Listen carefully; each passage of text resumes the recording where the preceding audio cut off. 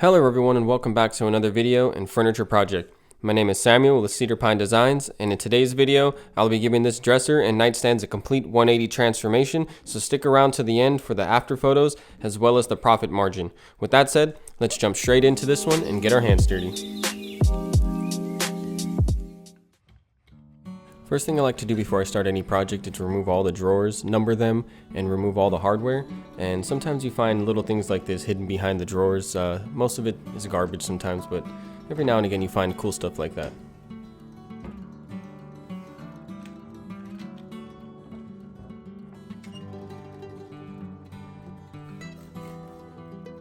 For the cleaner that I'm using, it's TSP degreaser, and I like to dilute it with a lot of water because it seems to leave like a sticky film behind, and then you have to go over with water. So by diluting it a lot, kind of eliminates that issue.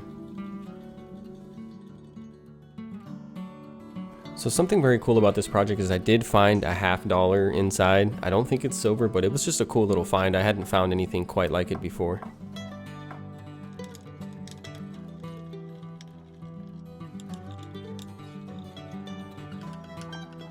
When removing old hardware, you tend to want to put a lot of pressure to get these screws out, because if you don't, you could end up stripping the screws and that can cause them to be really difficult to get out.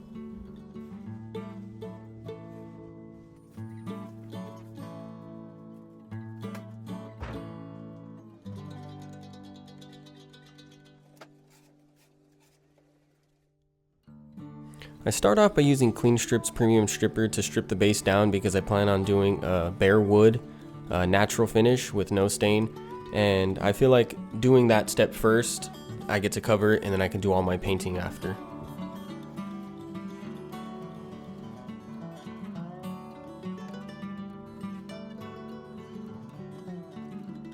The smell that comes off of this stripper is very strong, so be sure to wear a respirator or at least a mask and work in a well ventilated area. I work in a garage and I always have the door open when I'm doing this, so just make sure you have some airflow going.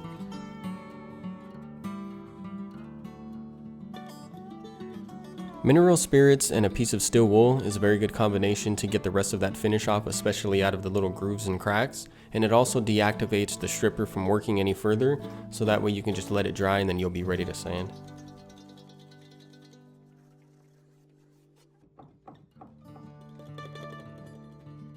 Here you'll see the legs are pretty loose, so I had to take them apart and disassemble the base on one side, and I have to re-glue it and then let it dry so that way I can continue with the next step.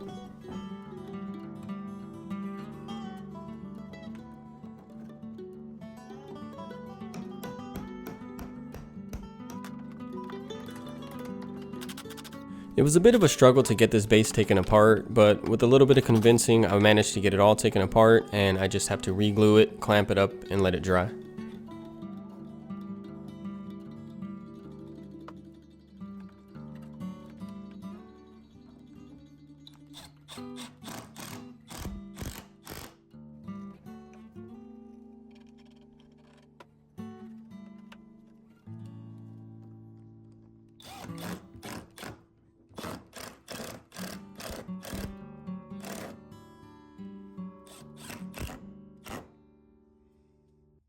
I'm using my pin nailer to help hold it together while it dries, and the good thing about a pin nailer is that it doesn't leave big nail holes, so you don't really have to fill them too much.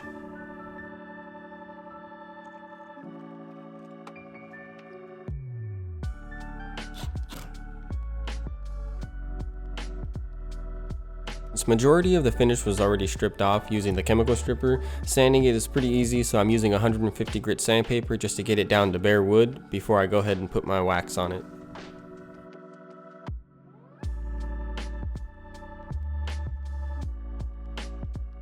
For the rest of the body, I plan on just painting it white, so I'm going to go ahead and use my orbital sander to sand it with 150 grit sandpaper just to give it a scuffed surface so that the paint has something really good to bond to. For all the edges and grooves, I like to hand sand those because if you try to use your sander, it can eat through it and just really tear the wood up. So just try to hand sand where you can and figure out when it's okay to use the orbital sander. When using an HVOP spray gun to get my paint onto the projects, taping the drawers off is a no-brainer. It just keeps from getting a lot of overspray and causing a lot of extra work in the end.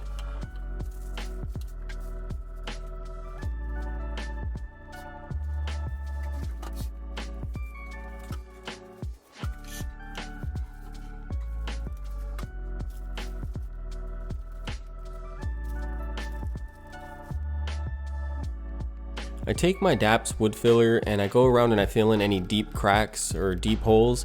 I don't really fill in all of the holes because I like to give it a little bit of character underneath the paint, but anything that's deep or anything like that, I like to cover those up.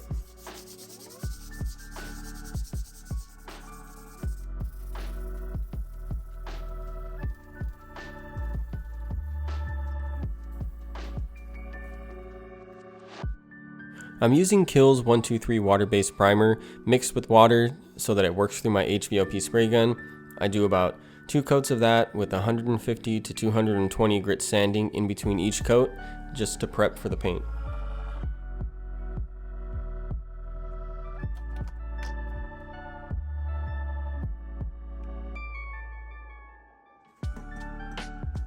Whenever you're painting or creating any kind of dust from sanding, it's always good to wear these masks. They're not the best, but with my garage door open, there's a lot of airflow, so it should be good.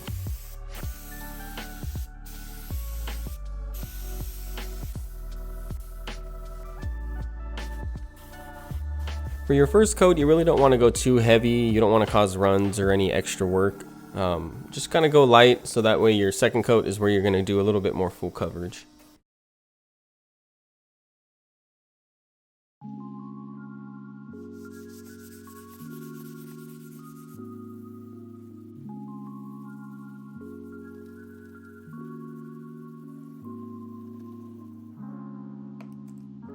I'm using Behr's premium paint and it does have a built-in primer in it, but I always like to use a standard primer for my first coat. That way it does cover any of the bleed through.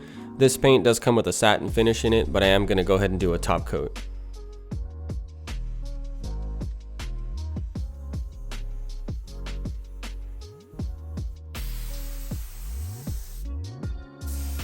For the paint, I like to do 2 coats, and for the sanding in between each coat, I like to do 400 grits so that way you don't leave deep scratches in the paint, because if you use like a 150 or a 220 after painting, you will see some scratches if you don't layer it up enough.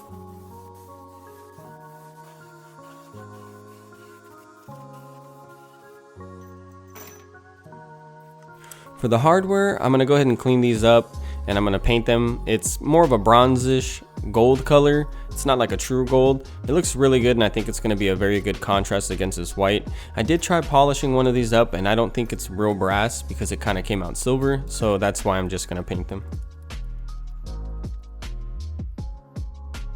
When you're using spray paint in a can, this is where you really want to go light with the coats because this stuff will really cake on and it can build up and look terrible.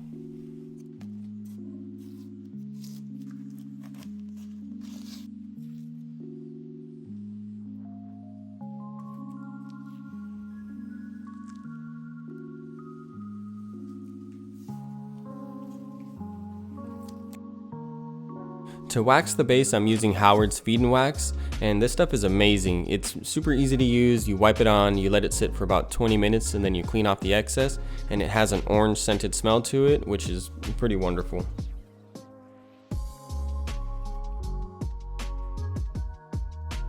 Now it's time to reinstall all the hardware and get it ready so that I can put all the drawers back in, and we can get a look at how this thing turned out.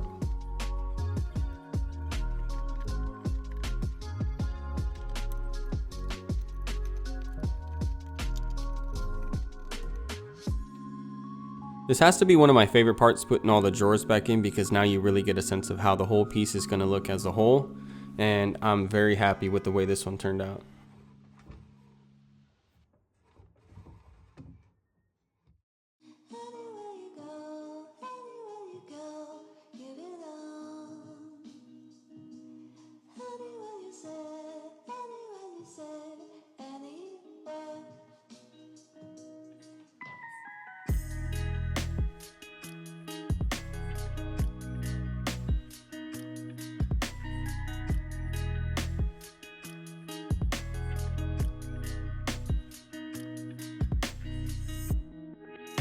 Let me start by thanking everyone for making it to the end of the video with me, and as always, let's go over the numbers and see the profit that I made off this set.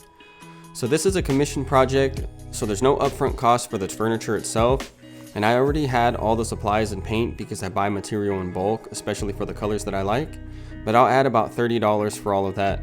I charged $700 to refinish this set and put in about 9 hours of my time, netting me a profit of $670 or around $74 an hour, which is amazing. I appreciate all the comments and support I get, and I can't wait to see you all on my next project. Thank you again, and take care.